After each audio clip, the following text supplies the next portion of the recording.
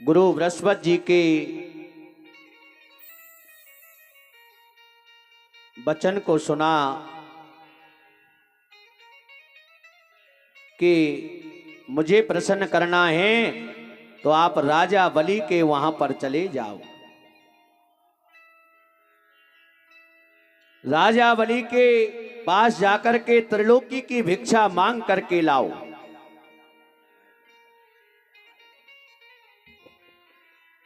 हे महाराज, वामन भगवान ने कहा आपका आदेश है तो ऐसा ही होगा। अब तो वामन भगवान गुरु जी के वचनों को सुन करके और सीधे राजा बलि के वहां पहुंचे। देखो, वामन भगवान सीधे राजा बलि के वहां पहुंच गए यज्ञ मंडप में। देखो, जिसे हम जानते नहीं, हमारा कभी कोई उनसे परिचय नहीं, उसको देखते ही यदि मस्तक झुकने लगे, उसके प्रति आकर्षण बढ़ने लगे, तो समझो उसमें कोई देवी शक्ति जरूर है। बलि महाराज के यज्ञ मंडप की ओर वामन भगवान आ रहे हैं। वामन का अर्थ कुल मिलाकर के वामन अंगुल है। वामन अंगुल के हैं भगवान, बौने बने हुए हैं। राजा बलि ने जैसे ही यज्ञ मंडप में और दूर से आते हुए भगवान वामन को देखा तो अपने गुरुदेव से हाथ जोड़कर बोले, हे गुरुजी, मुझे ऐसा प्रतीक होता है कि मेरे यज्ञ मंडप में साक्षात सूर्य देव आ रहे हैं। आचार्य शुक्राचार्य ने कहा, हे राजन, सूर्य नहीं तो चंद्रमा तो अवश्य आ रहा है। इतना सुंदर स्वरूप तो हमने भी जीवन में कभी नहीं देखा। ऐसी मनमोहक झांकी तो जीवन में पहली बार देखी है। वामन भगवान राजा बलि के यज्ञ मंडप में आ गए। आपस में गुरु और शिष्य दोनों बात कर रहे हैं। शुक्राचार्य और बलि दोनों बात कर रहे हैं कि वामन भगवान बिल्कुल नजदीक आ गए। वामन प्रभु को देखते ही राजा बलि खड़े हो गए। वामन भगवान का बहुत सुंदर स्वागत किया। दोनों खड़े हो गए। स्वागतम ते नमस्तुभ्यम ब्रह्मांड की करवामते ब्रह्म श्रीराम तपम साक्षान मनवे तपा बपोधरु। राजा बलि ने भगवान वामन को देखा और देखते खड़े हो गए और भगवान का स्वागत किया। राजा बलि ने कहने लगा, प्रभु आपका बहुत ही बहुत स्वागत है। भगवान वामन का रूप देखकर गदगद हो गया राजा बलि। और भगवान के हाथ में माला लगी है, एक हाथ में कमंडल लगा हुआ है, बगल में छाता है, चरणों में कड़ामू है, 4 अंगुल की कोपीन पहने हुए और चौड़ा जनेऊ धारण कर रखा है। बस इसके अलावा भगवान वामन के पास कुछ नहीं था। ऐसा सुंदर मनमोहक रूप देखकर बलि एकदम गदगद हो गया भगवान की झांकी को देख करके।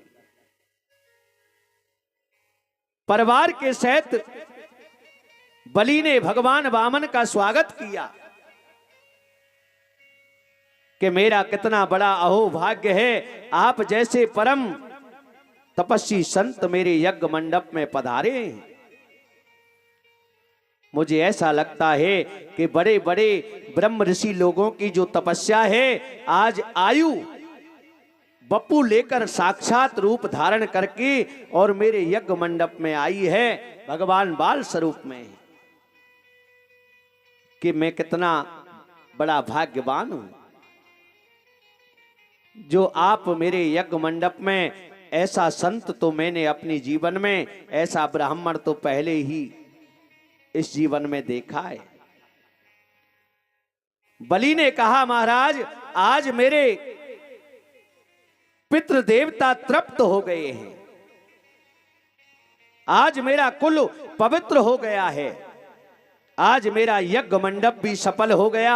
आप जैसे परम तेजस्वी अमित तेजस्वी ब्राह्मण मेरे यज्ञ मंडप में पधारी। वामन प्रभु के चरणों में बलि ने प्रणाम किया। वामन भगवान ने सोचा कि किसी से कुछ लेना होता है तो कुछ चमत्कार भी दिखाना पड़ता है, बिना दिखाए कोई कुछ नहीं देता। भगवान वामन बिल्कुल मौन खड़े हुए हैं, मौन खड़े हैं, एक भी शब्द नहीं बोला। माला चल रही है, कमंडल हाथ में है और शांत खड़े हुए हैं। संतों ने भजन करने की, माला जपने की विधि क्यों बताई? भाई माला फेरने से क्या फल मिलता है? भगवान नाम की माला इसलिए फेरते हैं कि वही माला हाथों से फेरते हैं, अब हाथों से फेरते फेरते अपने हृदय में उतर जाए, है? अपने दिल में उतर जाए और मरते समय अगर वही माला याद आ गई तो राम और कृष्ण का नाम लेकर के और भवसागर से प्राणी हो जाता है। हे महाराज, वामन भगवान ने बिल्कुल शांत खड़े हुए,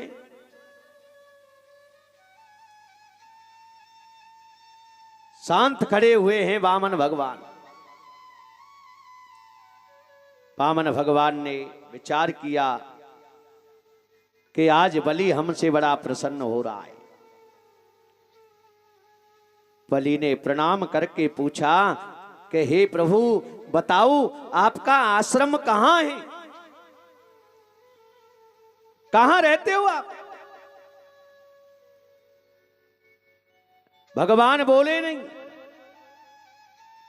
बलि ने फिर कहा कि महाराज आप कहां रहते हो, आपका आश्रम कहां है, आपके माता पिता कौन हैं, कहां रहते हैं? बलि ने शुक्राचार्य की ओर इशारा किया कि हे गुरुजी, ये ब्रह्मचारी बोलते क्यों नहीं है? शुक्राचार्य बोले, देखो इनका जप चल रहा है, माला चल रही है, भजन कर रहे हैं, तुम्हें दिखता नहीं? भजन करते समय और बोलते नहीं। अब तो बलि की श्रद्धा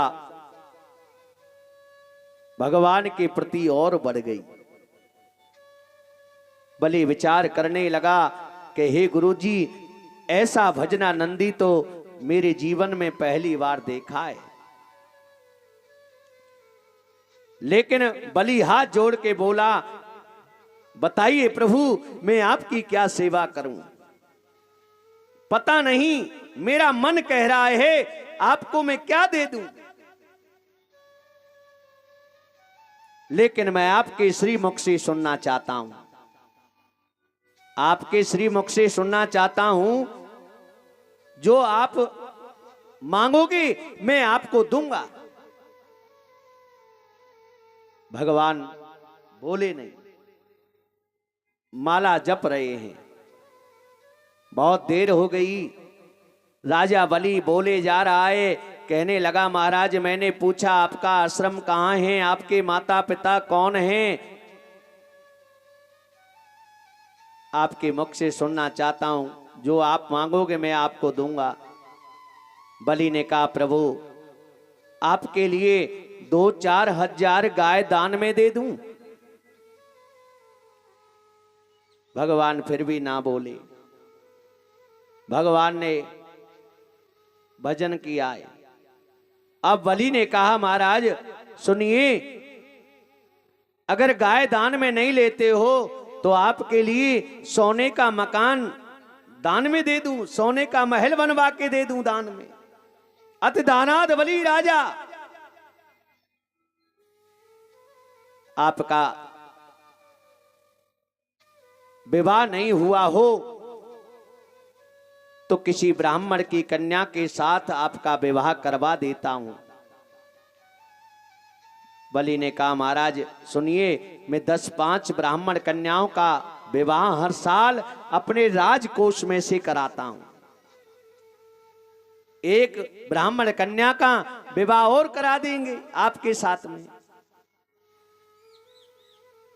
क्या फर्क पड़ेगा हम पर। अब अति दानाद बलि राजा, राजा बलि दानी था, लेकिन आप कुछ तो बोले। राजा बलि ने कहा महाराज जब तक आप नहीं कहोगे नहीं बोलोगे हमें क्या पता चलेगा। मैं बनावटी बात नहीं करता, लेकिन आपके श्री मुख से सुनना चाहता हूं मैं कि आपको सब कुछ दे दूं। ऐसा नन्हा सा ब्राह्मण, इतना मस्तक पर तेज दिव्य स्वरूप की अनुभूति, आप बोलिए मैं आपकी क्या सेवा करूं।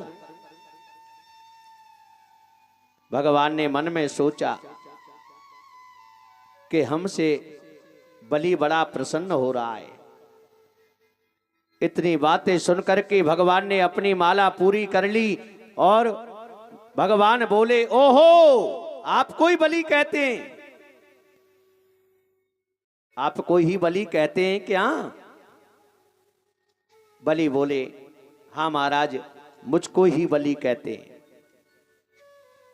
भगवान ने कहा बलि आपके परबाबा हिरण्यकश्यप बड़े दानी थे, आपके बाबा प्रहलाद भी बड़े दानी थे, आपके पिता बैरोचन भी बड़े दानी थे। यदि आप दान की बात करते हो तो कोई आश्चर्य की बात नहीं है, लेकिन संकोच की बात यह है राजन, मैं तुम्हारी इच्छा पूर्ण नहीं कर सकता, मैं तुम्हारी इच्छा पूर्ण नहीं कर सकता। बलि ने कहा महाराज आप मेरी इच्छा पूर्ण क्यों नहीं कर सकते। भगवान बोले कि हे बलि मैं महान त्यागी हूं, मैं महान त्यागी हूं, एक पैसा भी मैंने दान में नहीं लिया, एक पैसा मैंने जीवन में कभी दान में नहीं लिया, तो तुमसे कैसे लूं भैया, मेरा नियम बिगड़ जाएगा। बलि ने कहा आपको कुछ तो लेना होगा भाई, आपको कुछ ना कुछ तो आपको लेना होगा। आप मेरे यज्ञ मंडप में आए हो, ब्राह्मण हो,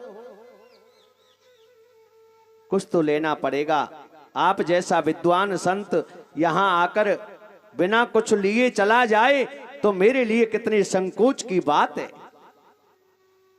भगवान बोले भैया क्यों किसी से कुछ लें, क्यों किसी से कुछ लें, अकेला शरीर है, मेरे पास छाता है, वर्षा आती है तो छाता तान लेता हूं, पानी पीने के लिए कमंडल है, भिक्षा के लिए पात्र है, और मेरी कोई कामना नहीं है राजन, क्या मांगना किसी से। राजा बलि चरणों में गिरकर बोला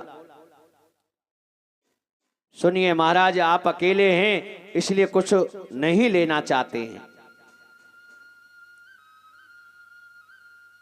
तो विवाह कर लीजिए। बलि ने कहा तुम अकेले हो इसलिए कुछ नहीं लेना चाहते हो, तो आप ऐसा करो विवाह कर लो, जब आपकी पत्नी आ जाएगी तो आपको दान की जरूरत पड़ेगी। भगवान बोले भैया बलि तुम ऐसा करो, दान की बात बाद में कर लेंगे, पहले हमारी तुम शादी करा दो। वामन भगवान ने क्या कहा कि दान की बात बाद में करेंगे, पहले हमारा विवाह करा दो। लेकिन बलि एक बात बताओ मुझको, अगर हमारा विवाह हो गया तो वो ब्राह्मणी रहेगी कहां? भाई हमारे लिए तो रहने को भी स्थान नहीं है। बलि ने कहा महाराज आप चिंता मत करो, अगर मैं विवाह करा सकता हूं तो आपके लिए मकान भी दान में दे दूंगा। तो भगवान बोले चलो शादी हो गई, मकान भी आपने बनवा दिया, लेकिन भैया हम तो कुछ काम ही ना करें, वो पंडितानी खावेगी कहां? खाने पीने की क्या व्यवस्था है? बलि ने कहा महाराज चिंता मत करो, मैं अन्न दान में दे दूंगा। भगवान ने कहा ठीक है, अन्न की व्यवस्था भी आपने कर दी। तो भगवान बोले हे बलि हमें ये बताओ, अगर हमारी शादी हो गई तो हमारे बाल गोपाल भी होंगे? बलि ने कहा महाराज बाल गोपाल होने चाहिए, बाल गोपालों से ही तो घर अच्छा लगता है। भगवान बोले बाल गोपाल होंगे तो भैया 10-5 होंगे। बलि ने कहा महाराज ये तो पता नहीं है बाल गोपाल कितने होंगे। भगवान बोले बस हमें एक बात बता दो बलि। अब क्या बात पूछ रहे हैं भगवान, क्या कह रहे हैं? भगवान ने कहा बलि एक बात बता दो, अगर हमारे बाल गोपाल होंगे, अगर उनमें से कोई बालक मर गया तो फिर रोएगा कौन? रोने वाले की क्या व्यवस्था होगी, ये बता दो।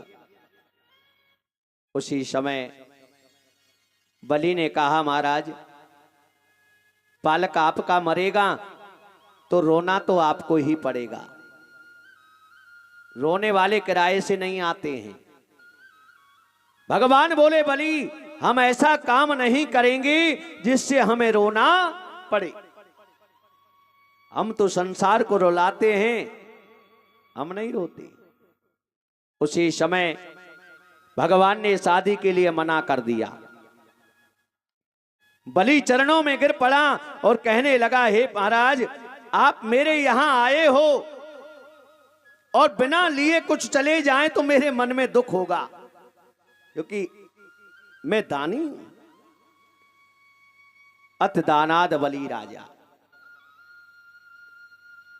तो हे महाराज भगवान ने कहा कि हे बलि हमने आज तक दान नहीं लिया, हमारा नियम बिगड़ जाएगा, इसलिए हम दान नहीं लेंगे। उसी समय बलि ने कहा महाराज अगर तुम दान नहीं लोगे, बिना दान लिए यहां से चले जाओ तो मेरे मन में तकलीफ होगी, दुख होगा, इसलिए महाराज कुछ ना कुछ तो आपको लेना ही पड़ेगा। भगवान ने कहा बलि ठीक है तो ऐसा काम करते हैं भैया, हमारा नियम भी ना बिगड़े और थोड़ा सा तुमसे दान ले लेते हैं, मन में तकलीफ भी नहीं होगी आपके ना मेरे। बलि ने कहा महाराज जो मांगोगे मैं दूंगा, मांगो। भगवान ने कहा बलि ठीक है भैया, अगर तू ज्यादा जिद कर रहा है तो हमारे लिए केवल 3 पग भूमि का दान दे दे, 3 डग पृथ्वी का दान दे दे, और वो भी मेरे पैरों से लूंगा, तुम्हारे पैरों से नहीं लूंगा। अब तो भगवान ने बलि से 3 पग भूमि का दान मांग लिया। अब तो बलि खूब हंसा, हंसने लग गया। भगवान ने कहा भैया हंस क्यों रहा है? बलि ने कहा महाराज एक बात कहूं, आपसे बुरा ना माने तो। भगवान ने कहा भैया बुरा नहीं मानते, क्या बात है बताओ। कि महाराज तुम रहे बामन के बामन, मांगने आए हो लेकिन मांगना नहीं जानते हो। अरे 3 पग भूमि से क्या होगा, और कुछ मांग लो। भगवान ने मन में सोचा बड़ो त्रिलोकी नाथ बन रहो बेटा, पतो लग जाएगो। तो 3 पग ये तो पूरी कर दीजो। बलि ने कहा महाराज मेरे पैरों से ले लो, थोड़ी जमीन ज्यादा आ जाएगी, मेरे पैरों से ले लो। भगवान ने कहा नहीं भैया, ना 3.25 लेंगे ना 3.25 लेंगे, पूरी 3 पग भूमि आपसे दान में लेते हैं, और वो भी हमारे पैरों से लेंगे। बलि ने कहा महाराज अब जहां से तुम्हें भूमि अच्छी लगे वहां से तुम मांग लो, नाप लो भूमि, नाप लीजिए। भगवान बोले वाह बलि वाह, तुम दानी तो हो, दान देना नहीं जानते हो। तुम्हें पता है जब ब्राह्मण को संत को दान दिया जाता है तो पहले संकल्प होता है। अब कभी कभी तीर्थ में जाते हैं ना हम यात्रा करने, तो वहां तीर्थ के जो पंडा लोग हैं ना, कभी कभी तो किराया भी पास में नहीं छोड़ते हैं। और अगर उनसे कह दे कि तुम्हारे पास नहीं है तो भैया कोई बात नहीं, एक बार लिखवा दो। अब यजमान जब संकल्प कर लेता है तो यजमान को देना पड़ता है। अब तो हे महाराज यजमान को देना पड़ता है। राजा बलि कहने लगा महाराज 3 पग भूमि का क्या संकल्प करूं, जहां से अच्छी लगे नाप लो आप। भगवान ने कहा नहीं भैया, बिना संकल्प के किसी को दान नहीं दिया नहीं जाता है, इसलिए पहले आप संकल्प करो। अब संकल्प को लेकर के जब भगवान बात कर रहे हैं बलि से, तो शुक्राचार्य ने विचार किया ये बामन को छोड़ा इतनो संकल्प पे जोर क्यों दे रहे है, जो गड़बड़ तो ना है। शुक्राचार्य ने ध्यान धर के देखा और शुक्राचार्य को बामन की जगह पे नारायण भगवान दिखाई दिए। शुक्राचार्य ने बलि को बुलाया और कहने लगे बलि इधर आओ, देख भैया ये ना बामन है ना 53 है, ये तू छलिया है, छलिया। यानी तेरे परदादा को जंगल को शेर बन के मार दियो, और देख तेरे पास ब्राह्मण बन के आ गए हो, इसलिए संकल्प के लिए और इसको तू मना कर दे, मना। बलि ने विचार किया गुरुजी कुछ गलत बात तो नहीं बता रहे, झूठ बोलने का आदेश क्यों दे रहे हैं गुरुजी। और राजा बलि मति दे दान जमी को, राजा बलि मति दे दान जमी को।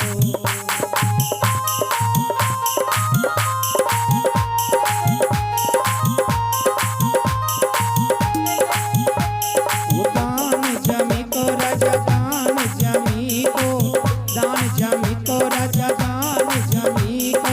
राजा बलि हो राजा बलि के राजा बलि मति दे दान जमी को।